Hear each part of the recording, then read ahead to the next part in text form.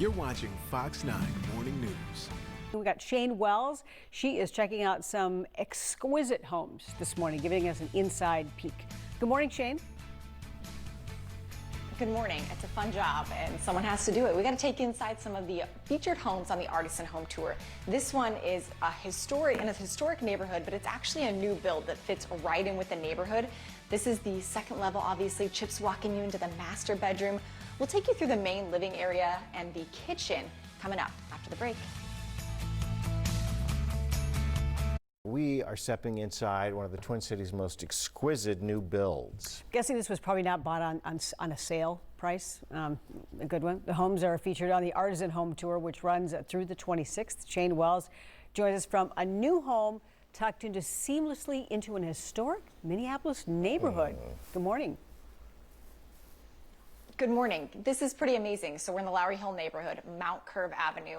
And if you look at this home from the outside, you would never guess it was a new build, but it is. And they've kind of brought that throughout the entire home. So I'm excited to show you around. First thing right off the bat, you walk in the door and you get this really cool window seat and these beautiful windows. Kate Hage is with Hage Builders. She's one of the owners, builder here. Okay.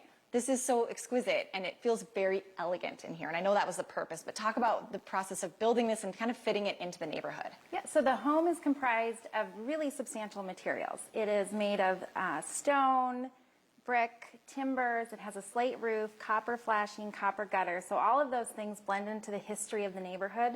The house itself is full of light.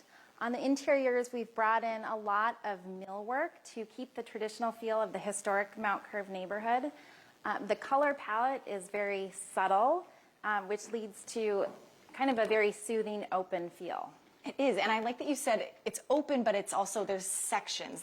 You kind of kept it a little bit segmented, more so than that complete open floor plan. Yes, I would say that was a very intentional decision to keep it, have more formal living spaces in it. Even something like this, which we didn't need to frame so large, we think that the larger cased opening provides a more historic feel. It does. So here's kind of the dining room or the game room. People always want to see the kitchen.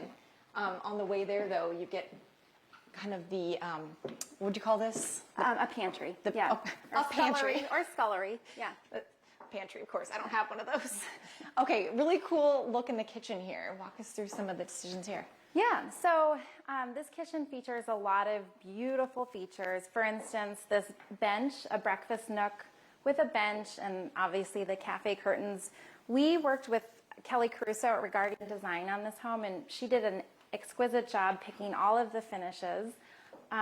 Everything is obviously custom, with Sub-Zero appliances, and there were some decisions made to, add rich color to the cabinetry. These are quartzite counters. So they have the look of marble, but they're actually quite dense and they perform a lot better. A natural wood hood. And that built-in in the corner is really eye-catching. Before we send it back to the studio, I just want to show, obviously here's kind of the living room, but this was really cool, the herringbone decision to kind of turn that into a rug almost. So the house, which is for sale, by the way, is 3 levels, and it has a herringbone runner on every level that provides kind of almost like a built-in rug. So downstairs we have tile, and then on this level we have wood, and upstairs we also have wood. One thing I'd also like to highlight is there is an elevator that extends. I was just going to say, this door is not just any closet door. Right. Can we open it? We don't have to go on a ride. Yeah. Okay, we did not call the elevator, so it's not here waiting for us. Noted. Kate, I appreciate you showing us around. Yes. You guys want to see one more thing? I just want to swing here. Yes. I'm a sucker for a good wallpaper. There it is. We're going to show you more of this home, too, coming up in the 9 o'clock hour. But if you want to check out the tour, again, it's artisanhometour.org. And keep in mind that while you're seeing these beautiful homes, there's a purpose. It does benefit Housing First Minnesota, which helps people transition from homelessness into houses. Yeah. And it's fun for most of us to do a little dreaming, too. Absolutely. I love the historic home there in Lowry Hill. Yeah, very nice. Incorporate a lot of lovely little things in there. We enjoy taking that little tour. Plus, we are living large this Monday morning. I'll take you inside a dream home in the Lowry Hill neighborhood of Minneapolis. It's part of the Artisan Home Tour happening now. But first, we are living large this morning. I'm taking you inside an unbelievable home in Minneapolis's Lowry Hill neighborhood. It is part of this year's Artisan Home Tour. That's coming up. Well, it is your chance to get inside some of the coolest homes in the metro. It's the Artisan Home Tour. It features new and remodeled homes. They're open to the public for the next 2.5 weeks, and today we're living large inside one of the homes on the tour. This one is in the historic Lowry Hill neighborhood in Minneapolis. When you pull up to this home, you would never guess that it's a new build. It truly fits perfectly into this historic neighborhood in Minneapolis.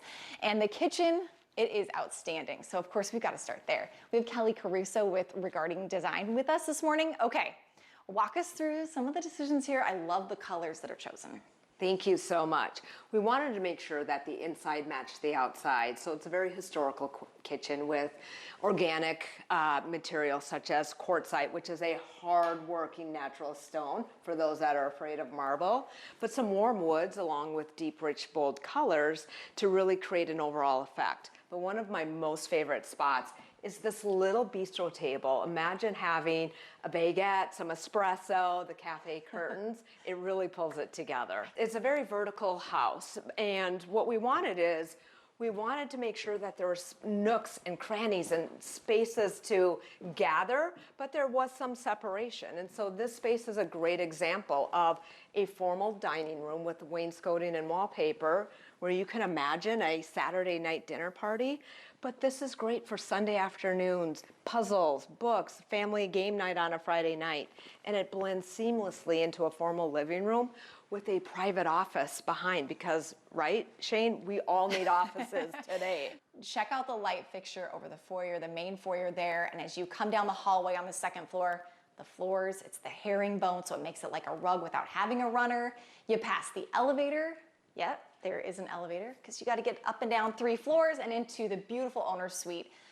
These windows, I mean, this is all you need right here. It is. You feel like you're in a treetop loft up here, and past the leaves, there's a stunning view of the Minneapolis cityscape. Yeah, you kind of get the corner of it there. You do. Now you the do. beautiful bedroom, but of course the bathroom. It's always about the bathroom. Ooh. So the elements that I love in this bathroom is just the calmness of the color palette.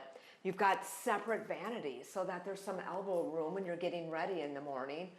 An amazing spa bathtub for relaxing. It's very bright in here, but almost the only thing white is the bathtub. Yes.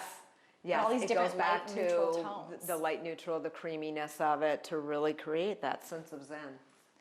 From the owner's suite to this cute bedroom, but you say this can kind of work in many different ways. Yes, it was important to us that we created flexible space in order to make it your own home. So while we have this staged as a bedroom, it could be a second office, it could be a craft room, it can really be whatever the family needs. And how many rooms are in this home total? What's the square here are footage the stats. It's about 4,700 square feet, 4 bedrooms, 3.5 baths. Okay, and I have to say, looking at that window seat, it was always my dream as a kid to have one of those. That would make my dreams come true. It's the perfect reading nook. Certainly is.